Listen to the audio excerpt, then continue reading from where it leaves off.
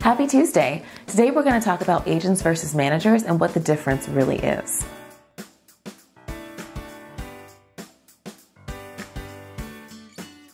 I get a lot of questions from actors about what an agent does versus what a manager does. And so on today's Career Tips for Actors, I wanted to clear that up for you in 3 areas. First, we're going to talk about regulation, then we're going to talk about the role, and then we're going to talk about their relationship with actors. So let's start with regulation. Agents, talent agencies, are licensed by the state that they operate in. And they also have to jump through hoops like procuring a bond in California, for instance. Managers, on the other hand, don't have that kind of regulation. Really, anyone can set up shop and be a manager without having licensing and stuff like that. So it's important to know that managers are less regulated than agents are. Now let's talk about the role of an agent versus a manager. And this is where things can get a bit confusing because oftentimes early in an actor's career, a manager can seem to do what an agent does and vice versa. So traditionally, an agent is someone who procures jobs for an actor and also negotiates contracts. Legally, an agent is the only one who can really do this. However, there are lots of managers who do this, who submit for jobs and essentially get their clients' work. However, you should know that's really an agent's role. A manager's role traditionally is to guide their clients and help them make decisions in the advancement of their careers.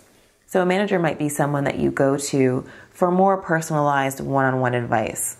However, having said that, I have had agents, and I have an agent now, who definitely works more like a manager in that regard.